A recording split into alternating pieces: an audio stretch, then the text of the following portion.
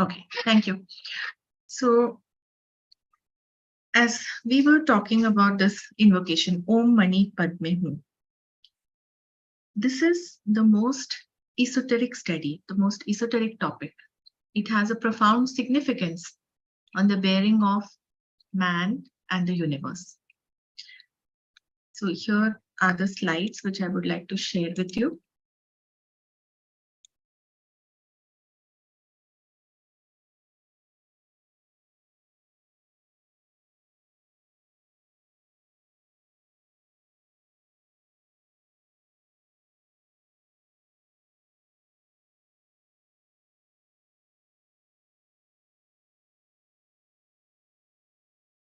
Now, as I said, that it was only after I studied the writings of HPB and the theosophical literature, I realized the significance and importance of this invocation, Om Mani Padme Hum.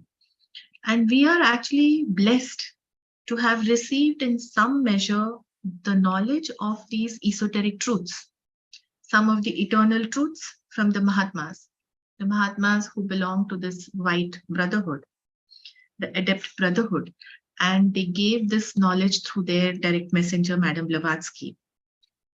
Now, it is for us to study these truths, this knowledge which has been given, to understand it and apply it correctly in our lives if we aspire for any spiritual advancement.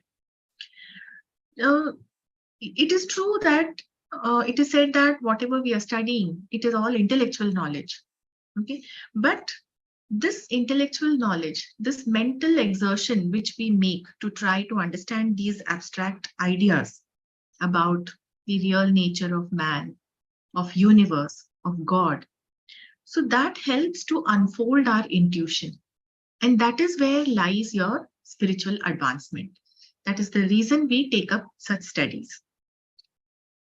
Now, before most of the times, whenever I begin any study, I always like to repeat this, what HPB has said, that before we embark on any theosophical study, we must always keep in the background of our mind the fundamental unity underlying everything that is.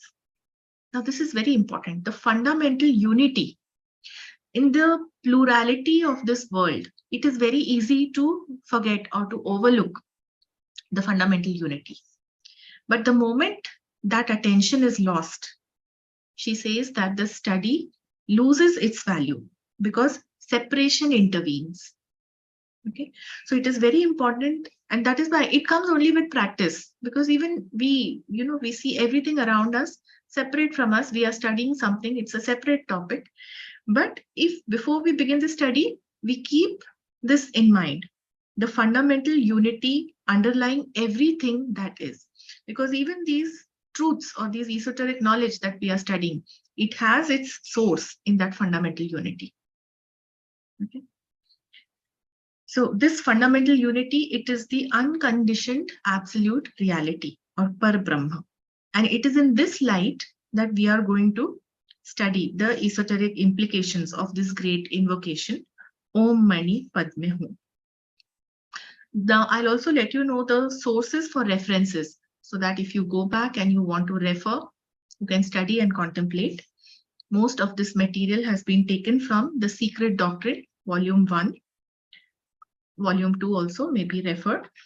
And HPB's Collected Writings, Volume 12. Specifically in that, the esoteric instructions, which she had given to her close group of followers, her chelas, while she was residing in London. And of course, the Upanishads.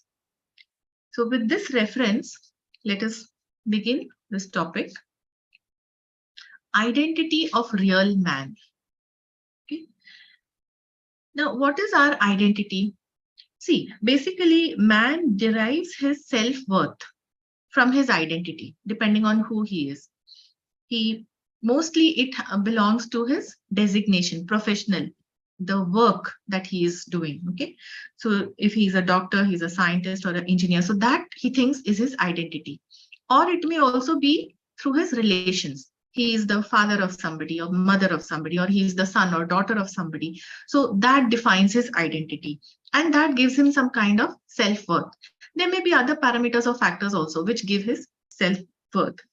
But this personal identity of man, it is not his real identity. And this was known since ancient times in most major religions, philosophies, and cultures the world over. That is the reason these sayings or phrases, they came through the different cultures.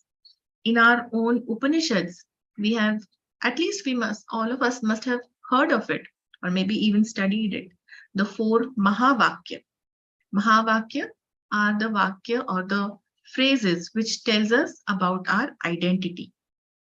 The first one is Pragyanam Brahma, that is consciousness is Brahma. The second is Aham Brahmasmi, I am Brahma. Okay. The third says Tat Tvam Asi, that thou art, meaning you are also that. And the fourth one says I am Atma Brahma, this self is Brahma. So see, in multiple ways that same idea is being conveyed, that what is your real identity. The Bible also says I am that I am. What this means is that this individual I am is that universal I am. And again in the statement, I am in thee, thou art in me. This means that the universe exists in me as much as I exist in the universe. Okay. So similarly, we've heard of this occult axiom, know thyself. It was given by the Oracle of Delphi, and it urges man to understand his real nature. So there is so much emphasis on understanding the real nature.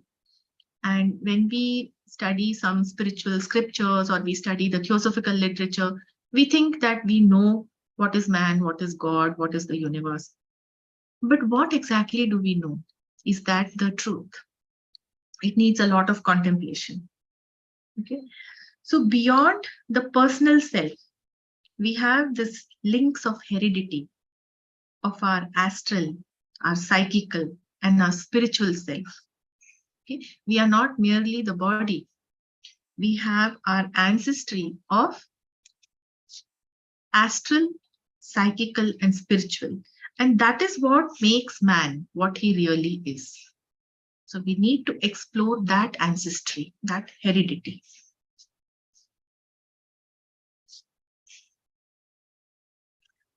Now, this mantra, Om Mani Padme Hum, the ancestry of who we really are, it is pointedly contained in this invocation. That is one of the profound significance of this invocation. Before we go on to study this invocation, let us understand a little bit about the origin. HPB says that the Aryan adepts of the fifth root race, they chanted Om. This monosyllable Om, it is the complete acknowledging and it is the complete reverencing of the non-human presences in the human being. Let me explain what this means. Non-human presences in the human being. See, because man is septenary, it is not only his physical presence. You have the astral presence, mental, buddhic, and even the higher spiritual presences. And he is a compound of all those principles put together. So Om is, and how Om is signifies those non-human presences, that we will see further in our study. So this is what was said by the Aryan adept. And then the Turanian adept, they are from the fourth root race. He chanted Om Mani, and after pausing, he added Padme Hum. So this is the origin. From Om was considered complete, Purna. But the Turanian adept, he chanted, he elaborated it. He made it Om Mani and then added Padme Hum. Now, in the exoteric explanation, it is translated as, oh, the jewel in the lotus. This is the literal translation of words. The symbolic or the esoteric meaning, it is altogether different. Because when we just say, oh, the jewel in the lotus, it's the meaning of the words, the shabdik arth. The bhavarth or the laksharth, that is something else. That is what we want to study. So beginning with Om, most of the invocations, they begin with Om or the Pranav. This sound, Om, it is not a chant which is made by us or initiated by us. Om is a cosmic vibration. It is the primordial word, the Anahat Nad, that is reverberating throughout the universe. The Mandukya Upanishad says that Om is the imperishable word. Om is this universe. And this world, it is the exposition of Om. Means it is an elaboration or emanation of Om. The past, the present, the future, all that was and all that will be, all that is, it is all Om. So this is in time and space. Likewise, whatever exists beyond the bounds of time and space, that too is Om. That is why Om is Purna. Since the imperishable is Om, and whatever gets created, that is the universe, it is perishable. So that perishable is also Om. So it follows that Om has a twofold nature. Okay, one is the temporal, which periodically manifests in time as the universe. And one is the eternal, which is beyond the universe. So Om has this twofold nature, the temporal, which manifests periodically, and the eternal, which transcends space, time, and universe. Now, temporal manifestation of Om, it is called the word or Shabd. Om, which gets manifested in space and time. That is the temporal manifestation. And that is the primordial cosmic sound. It is the seed of creation, the Bij Mantra. And that seed of creation, that sound, it is constituted of three parts. That is Akar, Ukar, and Makar, which are written as A-U-N. Okay. This represents all of manifested creation in its state of waking, sleeping, and waking, dreaming, and deep sleep. Okay, that is the Jagrat Avastha, Swapna Avastha, and Sushupti. All this is signified by the Om, the three aspects of Om, Akar, Ukar, and Makar.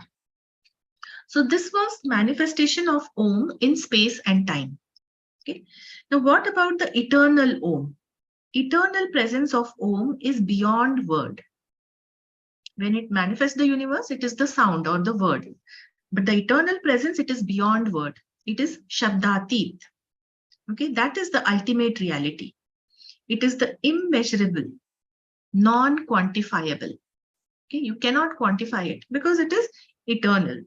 And this is referred to sometimes as the fourth state, the Turiya. It transcends Jagrat, Swapna, and Sushupti. Okay. So that is what is the eternal aspect of Om. So the question is, why do we chant Om? By chanting Om, we try to realize the connection between ourself and that self-existent ultimate reality, which we call as Satchidanand or existence, consciousness, bliss.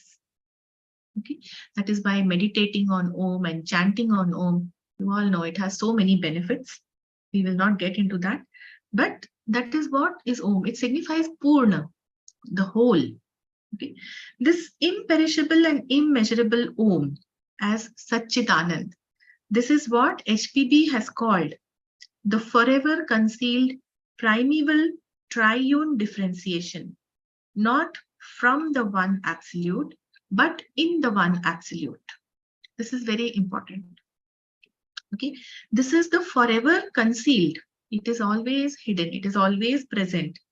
And it has three aspects. Primeval triune differentiation. Triune, meaning three. So Om has three aspects.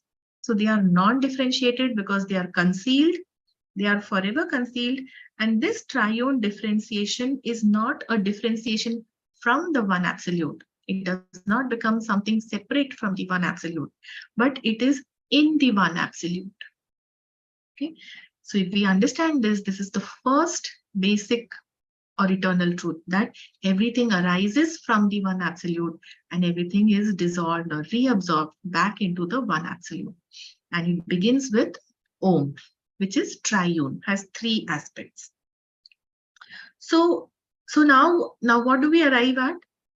This is this imperishable Om, which is concealed in the one absolute. It is symbolized as four, or the tetractys in the metaphysical world. Now, why it is symbolized as four? Because the three aspects of Om are forever concealed in the one absolute. So three rooted in one. That is the tetractys of Pythagoras. That number four was considered most sacred. And it is this Om which is reflected in the universe and then again reflected in man. So to understand who man is, what the self is, what the universe is, we must, Theosophy always begins from top to bottom, from universal to particulars. Okay.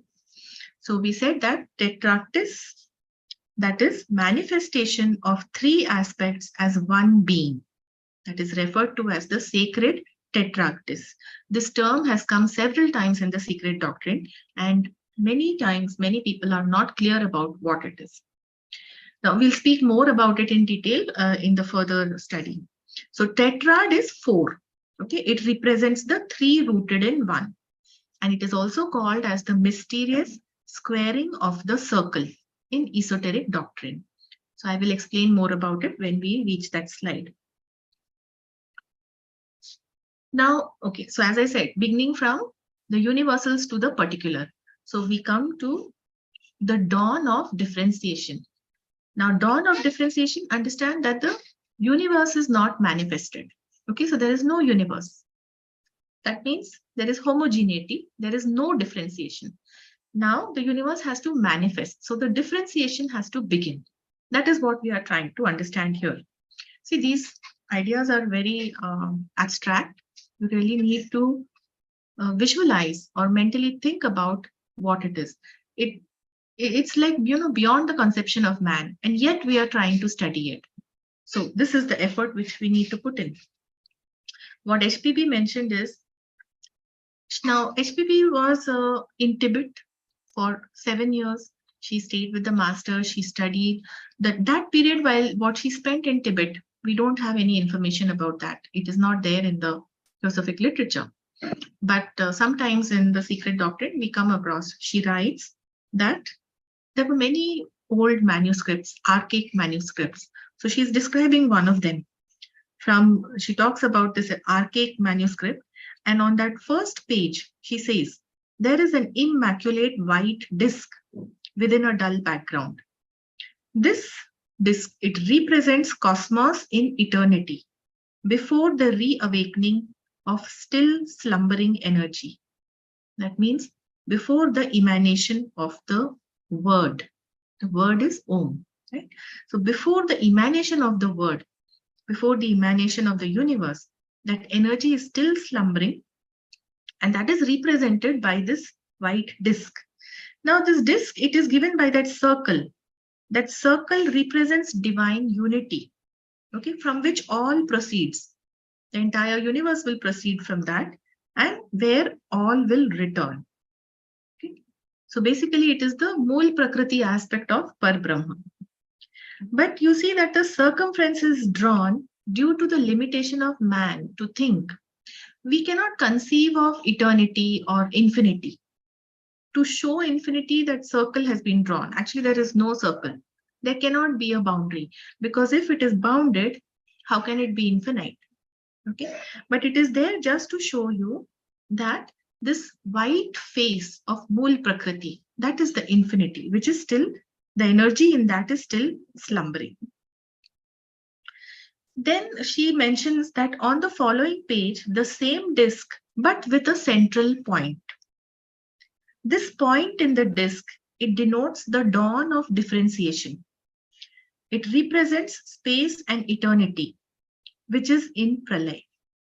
Okay, so that white face of the disk, you can consider it as Pralay, and that dot, the central point, it represents the space which has to form. Okay, it is still a germ. The universe is in germ form. Germ meaning like a seed. A seed, it germinates into a whole tree. So potentially the tree is contained in the seed. So similarly, in this abstract point, the universe, the entire space, which becomes the universe, that is contained. And this germ or this abstract point, it becomes latent and active periodically by turns. Okay, what this means that the universe comes into manifestation and goes back into pralay periodically. So this, now, Om is latent in the plane of the disk. We said that the three aspects of Om, they are latent because Om is eternal. So it is present in the Mool Prakriti, that white face of the disk, eternally. It is forever concealed in the one absolute. HPB states that the three eternal aspects, they are the divine thought, the word, and space.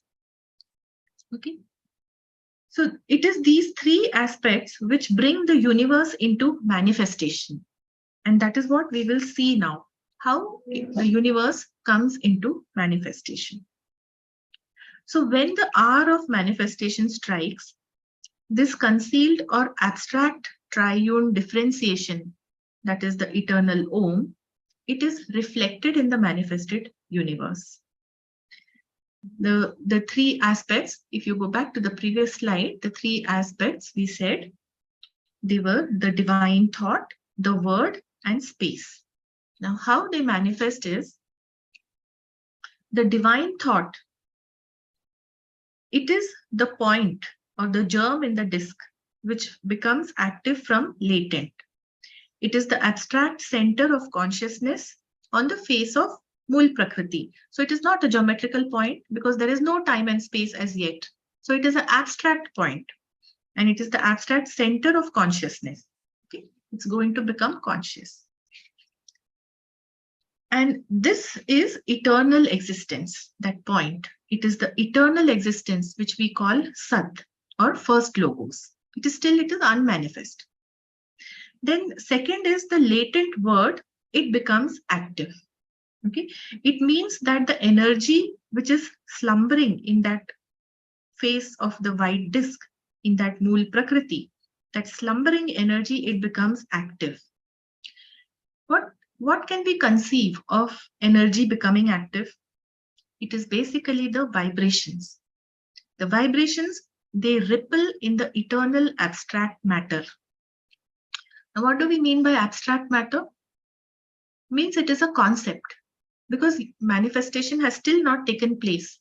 So there is no real objective matter. It is a concept. That concept is called abstract. So in that abstract matter, these ripples of vibrations, they take place. And this becomes manifested substance. The first, most subtle manifested substance, which is called Akash. This space is conscious space. Okay. How it is conscious? Because abstract consciousness is inherent in, or it is one with the abstract matter.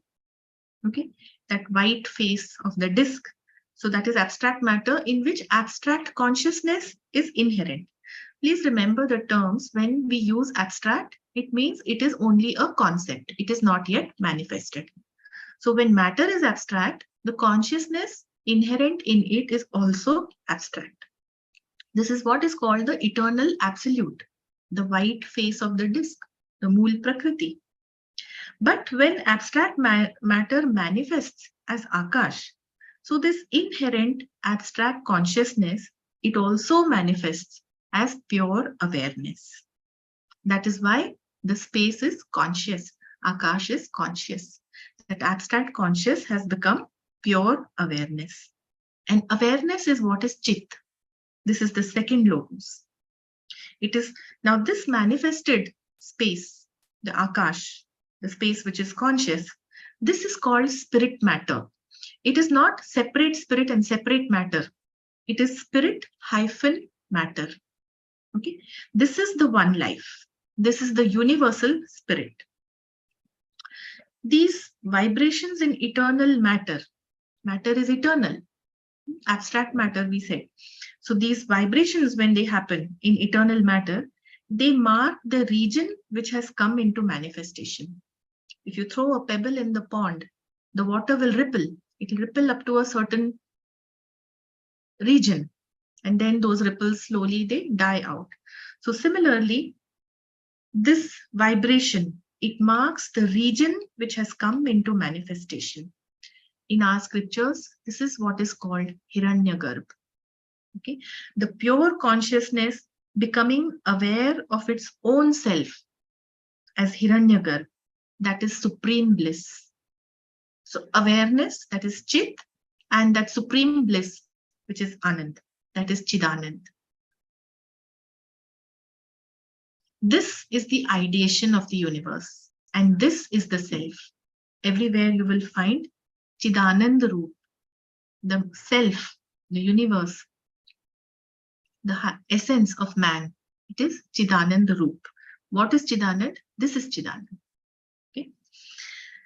Now, then we come to the third. So this, the pure consciousness becoming aware of itself as supreme bliss. This is the ideation of the universe. This is Hiranyagarbha. This is the highest knowledge that man can attain. Okay, because this is the first differentiation, the first manifestation of awareness, the first knowledge, okay? Ideation of the universe. The next step, the third, this ideation, it manifests as the universe. This is intelligence. So this is called cosmic intelligence, and it is the basis of all intelligent operation in and of nature. Nature works intelligently. There are laws of nature. The universe works according to the laws.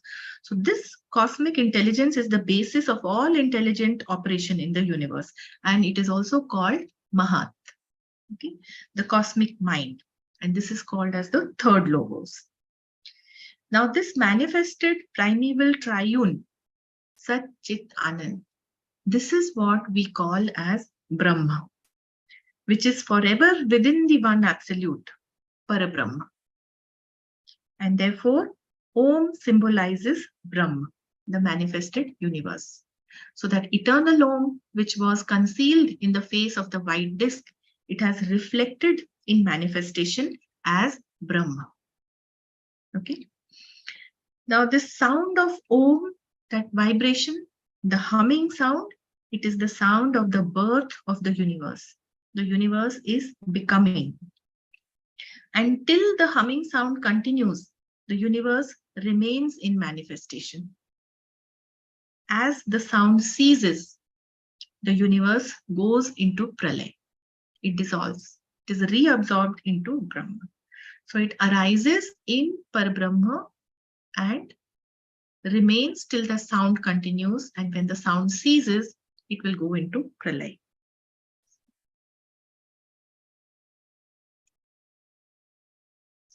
Okay. Now this, we mentioned earlier about the tetractys, which is squaring of the circle. The squaring of the circle, it means forming that sacred tetractys. Tetrad, we said, is 4. It represents the 3 rooted in 1. So, okay, let's go back to consider the face of the Mool Prakriti, the abstract matter which was symbolized by a circle, and the eternal Om which is concealed in it. The 3 aspects of Om, they are rooted in the one absolute. So this forms the perfect square, the eternal tetractys, because eternal Om with its 3 aspects is concealed in eternal matter. So this is the eternal tetrad. Okay. Now this Om, it is shown in this slide which you are seeing, it is shown as the upper triangle. Okay. And This aspect of Om is what gets reflected in the universe, which is the macrocosm. And the same Om again gets reflected in man, which is microcosm.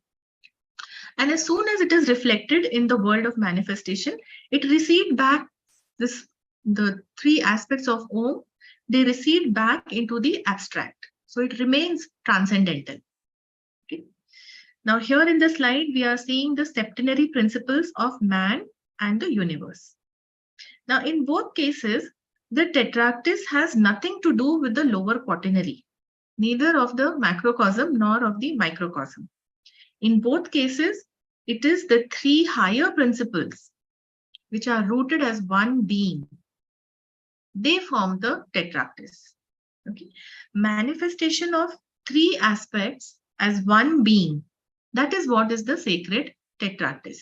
And it is important to understand this because that is the universal order of being. How the being is coming into manifestation from the unmanifest. Okay, it is only the higher three aspects, the upper triad, whether of man or of the universe. That is three rooted in one. Now let us consider the macrocosm. So this eternal Om, it is reflected in the center of abstract consciousness as the center in the disk. Okay. So that center of abstract consciousness, it is the unmanifest logos or Sat. We already mentioned in the previous slide. The three higher cosmic principles, they emanate from it. The upper triad, it is circumscribed within the circle. And what is the circle? The circle is Hiranyagarbha. Okay, the region of awareness, which it came into awareness because of those vibrations which rippled. Okay, so these three principles, the upper triad, it is circumscribed within the circle of Hiranyagarbha. And this becomes the perfect four, or the three rooted in one. This defines the universal being, the macrocosm or Brahma. And this is called squaring the circle. That circle which is there, that is one, and in that three are rooted. So 3 in 1 becomes 4, which is symbolized by square. So you see how the terms are used, squaring the circle, the tetractys, they are very esoteric. It's not easy to understand what it means, but actually they signify the manifestation of not only the universal being, but also of the individual being, that is man. So what we said about macrocosm, the same thing applies to microcosm, because man is a reflection of reflection. So how this Om is now reflected in man?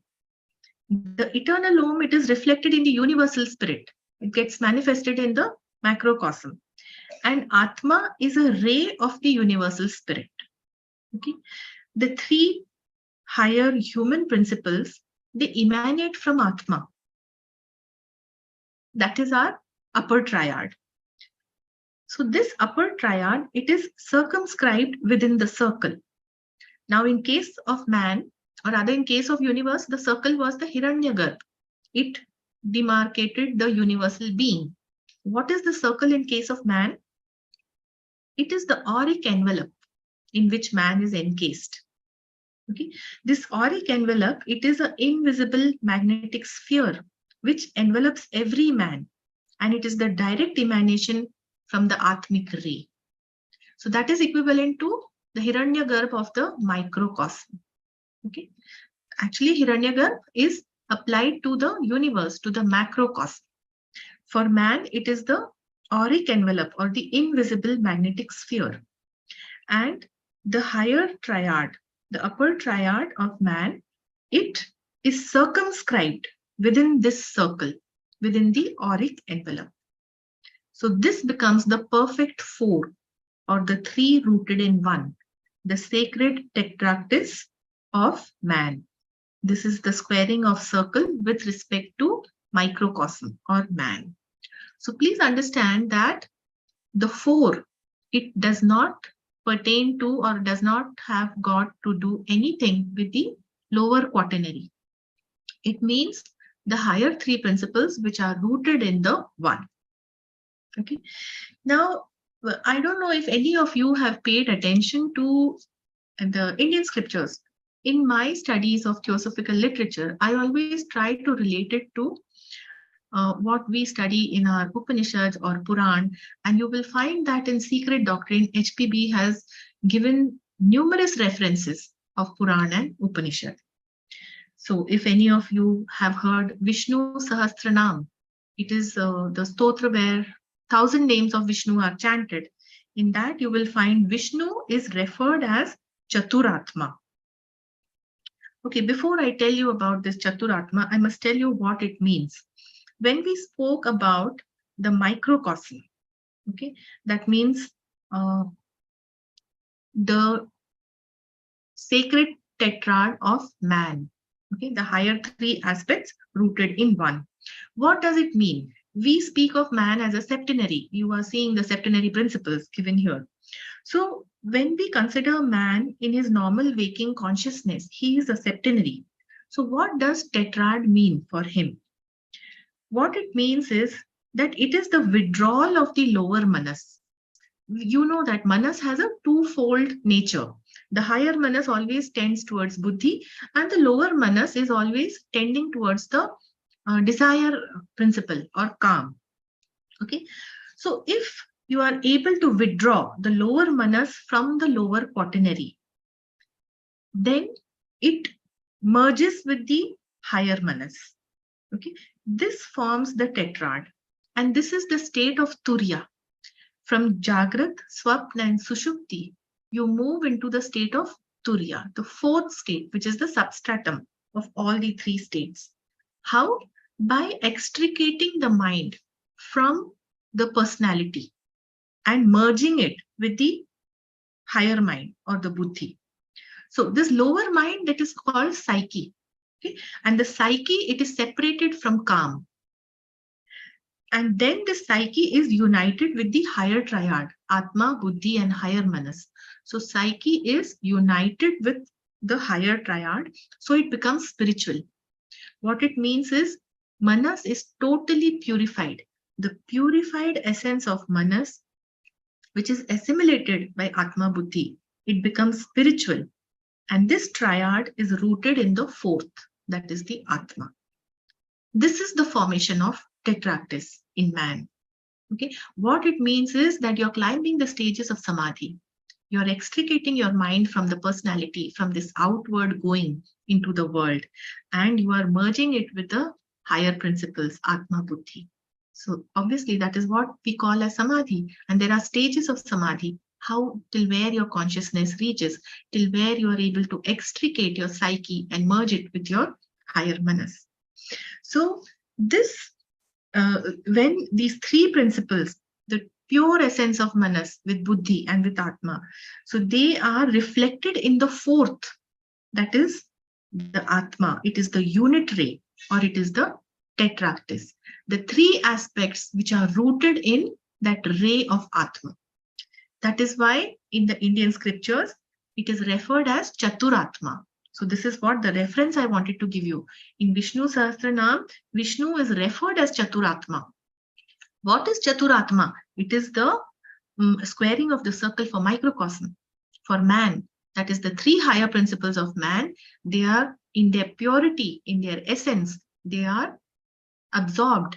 They become the aspects of the unit ray of the Atma, which is the Turiya state, the highest samadhi. That is the sacred tetractys. And that is why Atma is called Chaturatma. It is also in our theosophical literature, there is a commentary written on Pratibhigya Hridayam. Pratibhigya Hridayam is self-realization.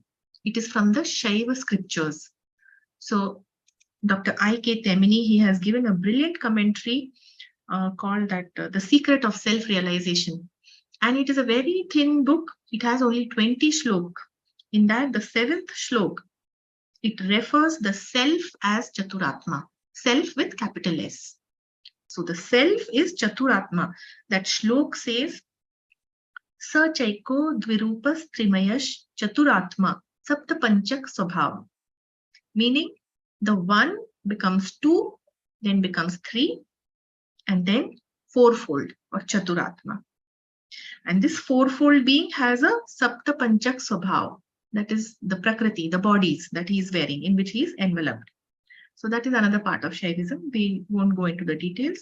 But if you have a chance, please read these commentaries, and you can correlate it with what HPB is mentioning in her writings and what is given in our scriptures, and you will come to a very high understanding of man, God, and universe. Now,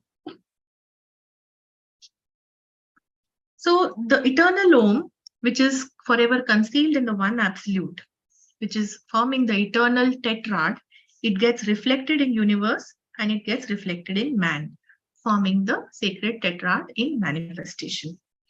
And that is what she said, that Aryan adept chanted Om, and the Turanian adept, he said Om Mani and added Padme Hum. So this is an indication of the spiritual and divine ancestry of man. It is his identity. Okay, how he has come into being, how universe came into being. Now we have time for very few slides because I would also like to have a discussion with all of you. This shlok Om Mani Padme Hum, the Orientalists, meaning the people who came from the West to study the Eastern scriptures, to study the Asian cultures and philosophies, they translated it literally, word by word, oh jewel in the lotus. And they got this meaning wrong. Although Mani means a precious stone or jewel, and Padma means in the lotus, but this is only the literal meaning, the word meaning, Shabdarth. The Laksharth is what we have just seen. And in translating this mantra word for word, the people from the West, they totally missed the real significance. This is the enigma of the shlok. Shlok are always very concise. They consist of very few words. But if you sit to study them, if you give an exposition about them, you can write volumes. So the shlok and mantra, they are not readily apparent to the ordinary man. And that is why we need to spend time to study, and then not only study, but to contemplate about it. Okay. Now, what does this mantra, Om Mani Padme Hum, mean? When it is rightly understood in its mystic sense, this mantra contains a reference to the indissoluble union between man and universe. I hope you have attained a little idea about how this union may be, because it is the eternal Om which is reflected in the universe and again in man. Okay, so it is the same triune aspect which is there in the universal self, Brahma, and then in the individuality of man. So this union, it is rendered, it is effected in 7 different ways. And this union has the capability of 7 applications to the 7 planes. We'll see this in detail. Okay, this mantra, it can render this union in 7 different ways. And there are 7 applications corresponding to the 7 planes. Speaking of this unbreakable link between man and universe, man is us. Okay, it is the human being. And universe is this Brahmand. It is the expansion of Brahma. Brahmand or universe is nothing. It is the expansion of Brahma, which is the universal self. So the indissoluble union between man and universe, it is actually the union between man and Brahma, or between microcosm and macrocosm. And this is the idea which is conveyed in those Upanishadic Mahavakya, which we saw in the beginning, Aham Brahmasmi. Okay. So, and the other statements which we see in the Bible also, I am that I am in thee and thou art in me. Okay. Now, this is the mystic meaning of Om Mani Padme Hum. This is the real significance, this union which is denoted, which is pointed in this mantra, says HPP. And she says that by whatever aspect you may examine this mantra, it means I am that I am. Okay? This individual I am of man, it is that universal I am, which is Brahma. So Aham Brahmasmi. Okay? That is the meaning. Now, just as in our physical body, we are conscious of our whole body all at once. We are conscious of our hand, our leg, our shoulder. If anything pinches, bites, or touches us, we are aware of it. Similarly, the Supreme Being, Brahma, is conscious of his whole body. What is his body? It is the universe, the manifested universe. So he is conscious of his whole body all at once. Consciousness pervades all. Okay? And this is the meaning that when I say I am in thee, it denotes that in him we live and move and have our being. We are living and moving in Brahma. And when we say thou art in me, it denotes that Brahma consciousness is within me. It is my innermost essence. It is my real nature. So the essence of microcosm and macrocosm, it is the same, because it is the same Om which is reflected in both. Okay? And this establishes the close and unbreakable union between man and Brahma, which is symbolized in this invocation, Om Mani Padme Hum. Okay. So we have got some idea of what is the union between man and universe, why there is a union, first of all, because of the way it manifested, both manifested. Okay. Now let us see the significance of the words in this shlok. About Om, we have already seen what is the significance of Om. It is twofold, temporal and eternal. Okay. And in the manifestation, Om signifies the supreme self or Brahma. It is said, Om Ishwar ka vachak hai. Om itself is Brahma. Padma, we know it is the symbol for lotus.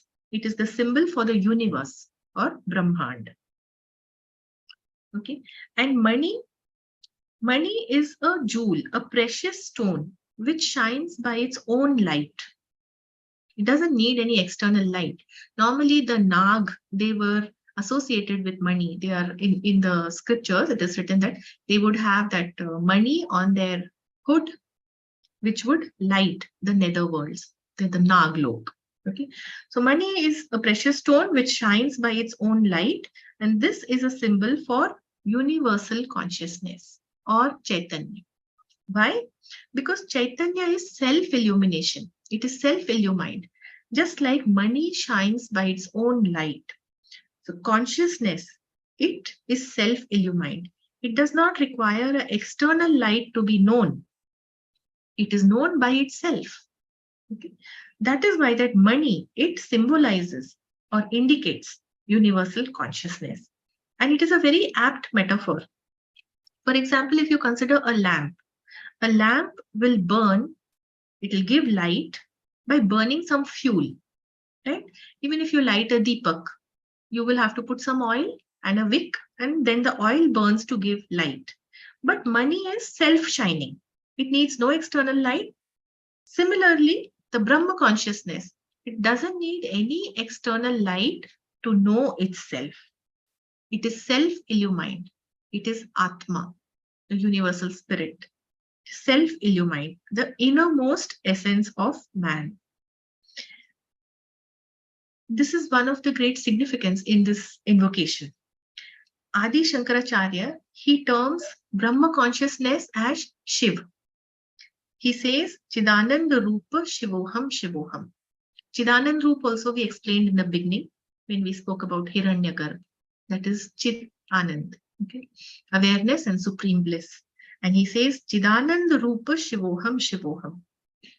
So this money which is mentioned in this invocation, it implies our self-illumined Chidananda Rup, which is Shiv, or the all-pervading Brahma consciousness.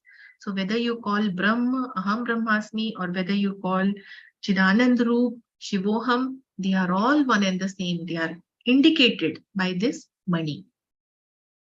That is the great significance. That is how you can understand the scriptures which you study in light of theosophy. So what is the implication of the union between man and universe? The real nature of man, it is identical to the supreme divinity. And it is this real nature of man which is symbolized by the money we have just seen. Now, what HPB is saying further, what is the implication of this? That the good and pure man, in this conjunction and close union with divinity, becomes a god. Inevitable results follow. Conjunction and close union with divinity means man's consciousness and latent power, they keep unfolding as he progresses spiritually. Okay? And he is able to work consciously in his higher and subtler bodies. In our normal waking consciousness, we are working with our mind in our physical body. But as he spiritually unfolds, his consciousness and latent power, they unfold, and he is able to work consciously in his subtler bodies. See, we go into our subtler bodies every night when we go to sleep. We are in the astral body, we are in the mental body, but we don't have that consciousness. Okay, but with the spiritual progress, he can consciously work in these subtler bodies on the higher plane. And this is what makes him a god. She is using the term a god. What it means? It means an exalted conscious being. Exalted beings are like the Dhyan Chauhans, the planetary spirits, the Las. Okay, so working on the higher planes consciously in those subtle bodies makes man equivalent to them. He can accomplish the same work as them. When he becomes an exalted being, when man becomes an exalted being, inevitable results will follow. Whether he produces those results consciously or unconsciously, whether he may know it or not, but those results are bound to happen. Okay, they are just like siddhis. Siddhis are gained inevitably as man advances spiritually, although that is not the goal to attain siddhis. Okay, if he is an initiate, if he is an adept of the right hand path, then he can consciously guide these forces. He can guide a beneficent and protecting spiritual force. You see, the Mahatmas, the sages, the saints, okay, they are very benevolent. They can guide and protect you. How? Because they can consciously guide these beneficent forces. And this force, it can benefit and protect not only other individuals, but entire nations. You see the powers that these Mahatmas command, that they can protect not only individuals, but entire nations. And if the good man, he is aware of the forces that he's commanding. She said that even unconsciously he may command the forces, but if he is aware, if he is conscious that he is commanding those forces, then he becomes a shield to whomsoever he is with. So in the company of such exalted men, you are forever protected. Or if you yourself are able to work at those higher exalted levels, then you become a protecting force, a shield for the others. And not only for other individuals, but maybe for the entire nations. That is the reach of power.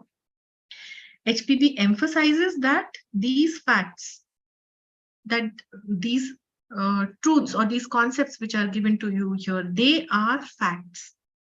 But how they work or why they work, that can be understood only if the actual presence and potency of numbers in sounds, words, and letters is understood. Okay. Why? Because she says number lies at the root of manifestations. So as man advances spiritually, as he's able to work in the higher bodies, and he's able to command these forces for beneficent purposes, all that can be understood if the potency of number in sound, words, and letters is understood clearly. So there is an occult science behind it, how it happens and why it happens. And she says that it definitely happens. It is a fact. Okay?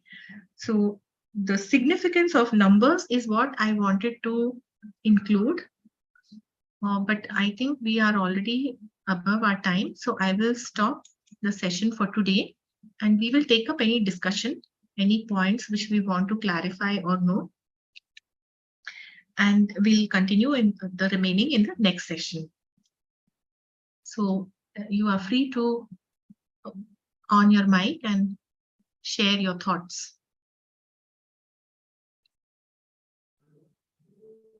The upper triangle, yes, which represents the supreme Brahman, does it speaks about universality?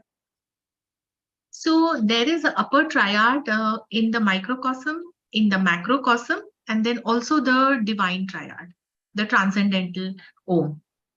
Okay, so the transcendental Om, which we said is the eternal Om, its three aspects are reflected in the manifested world. That means in macrocosm. And then the same eternal Om, it is reflected in the microcosm. That is the three higher principles of man. So yes, it represents universality because it is reflected in the universe, in macrocosm. Was that your question? Yeah, that is correct. So the same is reflected in human also. Yes. So in that way, we are connected to the universal consciousness. Yes. So those three plus the human being, it forms a tetrad. So the tetrad is there for the universe also. Instead of calling it universe, let us call it the universal being because it's a conscious being, which we call Brahma. Okay. So the higher three cosmic principles rooted in the one, that forms the divine tetrad for the macrocosm or for the universe. And the same thing happens with man also. The higher three principles, which are rooted in one, that is the Atmic ray, that forms the divine tetrad or the sacred tetrad for human being or microcosm. So that higher triad is reflected as a magnetic aura in the human being. Okay, it is the same universal consciousness. The eternal Om, which is reflected in the universe, that is the universal spirit. And then Atma, which we call the unit ray, which animates man, it is a ray of that universal consciousness, what we call the spark. Okay, so it is not separate from the universal consciousness. So Atma is a unit ray from the universal consciousness. So yes, you can say in that manner, it is connected. That is what we are, a reflection of reflection. The eternal triangle is reflected in universe and then reflected in man. So man is a reflection of reflection. And through this spirit, you can call that is the connection. Yes, you can look at it that way. Now you have told that higher this one is reflected as a magnetic aura in the human being. See, auric envelope is something else. It is the magnetic sphere around man. And it emanates directly from the Atmic ray. We will come to it, I think so in our next session, we'll come through it. When we study the 7 planes, then it will become more clear. Okay, thank you. Okay. Welcome. Any other question? Are there any questions in chat? Okay, it is one question from Brother Jitendra Sampath in the chat. Oh my God within me is actual meaning of Om Mani Padme Hum, as it was given by HPP in the book titled The Divine Plan. Yes. Oh my God within me. So what is God? That is what we will see in detail. We also saw one slide that as man unfolds spiritually, he becomes a God. So what is God? Okay. That God is within me. What is that God? They are the 3 higher principles. But so how we saw the tetrad is formed, I have given the example. Man is a septenary, and in normal waking consciousness, the manas is enmeshed with desire. Manas, the lower manas, which is called psyche, it is attracted to the personality and it works through the personality. But when we extricate the lower manas, when we extricate this psyche so that it becomes pure, and that pure essence of manas, it is absorbed or it becomes one with the upper triad. So that is the tetractys. Those three higher principles are reflected in the Atmic ray in their purity. So basically, purity is what is required. Purity of the essence. It is reflected as three aspects in the Atmic ray. That is the God within us, because those higher three principles belong to us. Okay. So when we purify it, then they are reflected as the three aspects in that Atmic ray, and it becomes the tetrad, that is Chaturatma, or the three rooted in one. That is the meaning of God within me. That is also the meaning of the jewel within me. And it is the same as the macrocosm. Okay, any other question? Vibha, I just want to ask that when you are, emphasizing on the tetractys part, Yes. is it because money represents a geometrical figure, and so you're trying to correlate that to a tetractys? Is that the reason you're focusing on that part? So, or did SPB focus on that part? Because the word money represents some geometrical figure. Gems are geometrical, right? I'm just Gems, curious. yes, okay, you're right. Gems are geometrical, and there is a geometrical aspect too regarding representation of man and universe. But money here is not referring to that geometrical figure. Okay. In fact, tetrad is four. It means four. It means a square. And the phrase given in the literature, theosophic literature, is squaring the circle. Okay. So in the circle, three aspects are inherent. They are present, whether they are concealed or whether they are manifest. Okay. But the three aspects are inherent, and these three aspects, they are forever rooted in that one circle. So that one circle is the fourth point, and the three aspects are 3 points. So these 4 points together become the perfect square. Perfect square meaning those three aspects are in their total purity. Now, Atma, Buddhi, Manas. But if Manas is going down into personality, so purity is lost. But if we purify the Manas and it is reabsorbed back into that, the unit ray, which is our Atma, then the three aspects reflected in that form the perfect square. So that square is what is tetrad. And as far as geometrical figure is concerned, that is something separate. We will come to it in our next session. The man is represented as a pentad, and universe is represented as a six-pointed star. So we'll come to the geometrical aspect also. Thank you. And just to add one more, I forgot. Money is, I explained in detail, it is self-shining, self-luminous. So it is indicating to the pure consciousness, self-illuminating. Doesn't need an external light. So that is the significance of money. And of course, there can be many interpretations. So if any of you think about these concepts differently or have a different point of view, it would be very interesting to know it.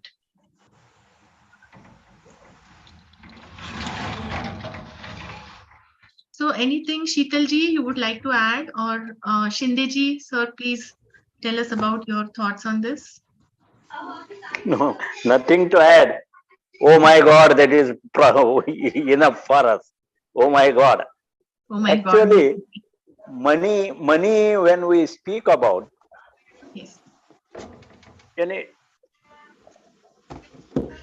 Just I am not putting video. Okay. Just, No is it audible? Yes, it is audible. Money itself is not reflection. It can shine on its own. Yes. So that money is entirely different. What we speak about, reflection of the reflection. We are reflection of the reflection, as you said rightly. But that money is, as you said rightly, pure consciousness. And this pure consciousness, when you go deeper and deeper into the subtler, It is also named as fourth. It is the highest energy. It is the, you call it as money or whatever it is. But it is the one thing when we understand as the pure consciousness. That is more important for us to keep in mind. Thank you very much. Thank you. Thank you. Very nicely. Thank you, sir. Thank you. Hello, namaste. Can we say money as a Hiranyagarbha? Sheetalji, please speak a bit louder. You are not very clear.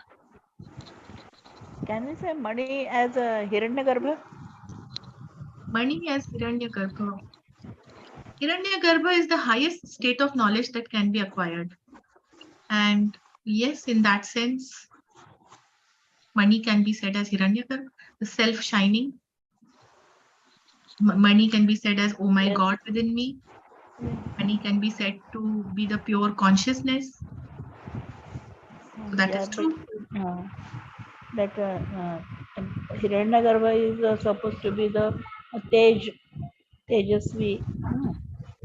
So money can be attached, said like that. Hiranyagarbha is Chidanand.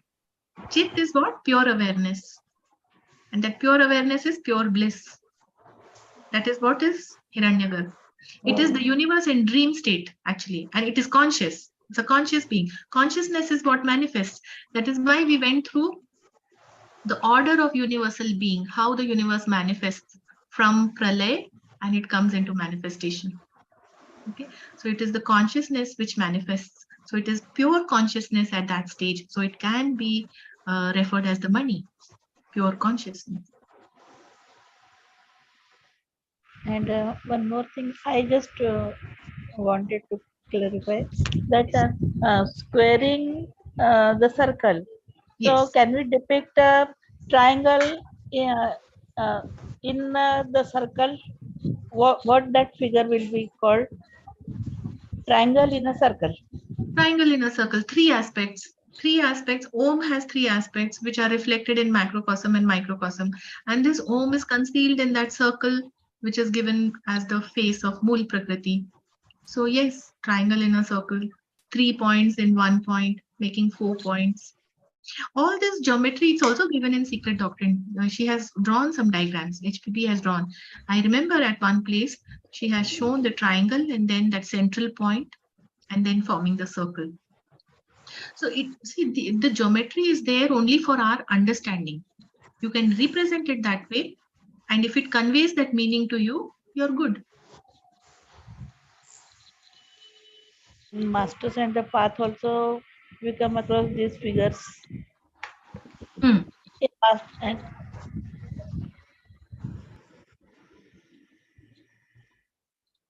okay, thank you very much. Thank you. There was one more question. Duryodhan Sahu, are you trying to say something? No, sir. Okay. No, madam. Okay, your mic was unmuted, so I thought there is a question in the comments. क्या बुद्धि और मन के स्तर से अतः अनंत को पाया जा सकता है? बुद्धि और मन. Buddhi is the sixth principle and manas, that is the fifth principle. Manas is the human soul.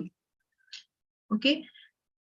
The point to understand here is, and it was, I would say it was quite a revelation to me also, that the one universal spirit, it's as it descends to lower stages. So buddhi and manas are nothing but the lower stages, the descent of that universal intelligence or the universal spirit. So it is like that. If a quantity is derived, if a quantity A, it is derived from B, what it means that A can go back and merge into B. So if buddhi and manas are derived from that universal spirit or the universal consciousness, they can merge back into the universal spirit. So in that sense, yes, you can, जैसा आपने लिखा है कि अतः अनंत को पाया जा सकता है. Yes, if you make it pure enough to merge back into that universal spirit. That is why HPB has stressed so much on the purity of mind. Here also we mentioned about purifying the lower mind, extricating the psyche from calm and merging it into the higher manas. Because the essence of manas, the essence of buddhi is the same as essence of atma. I hope this throws some clarity. This question was by Brother Naveen Pandey.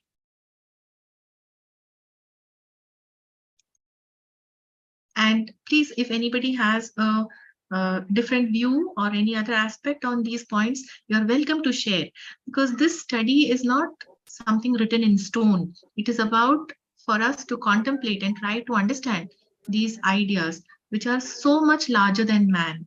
They are the ideas about the universe. They are the ideas about even before the universe was manifested.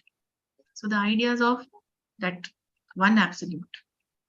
And there can be many different views about it. Vibhaji, Yes, sir.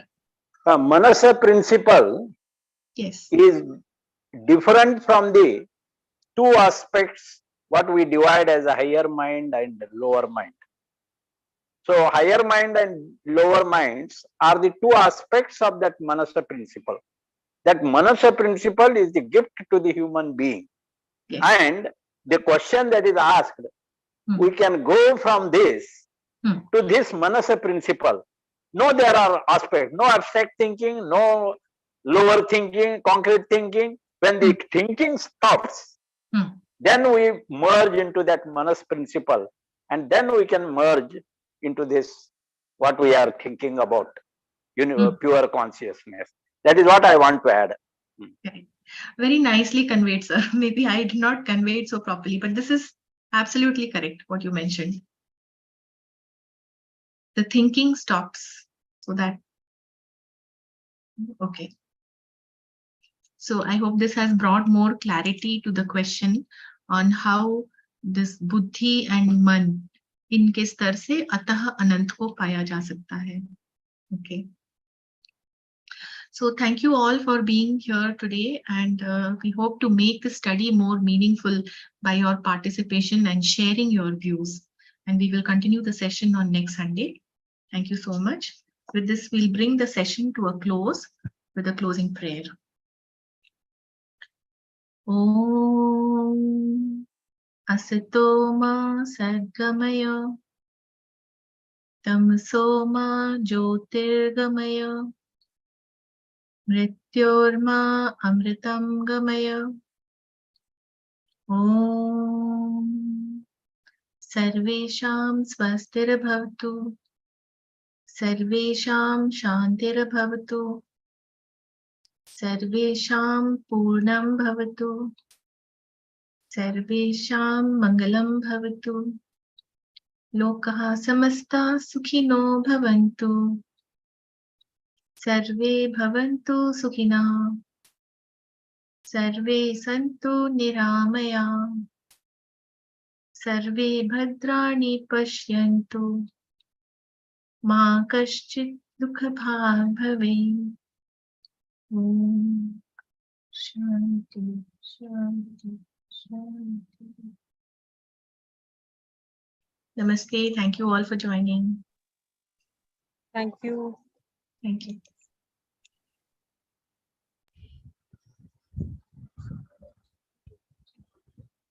Thanks.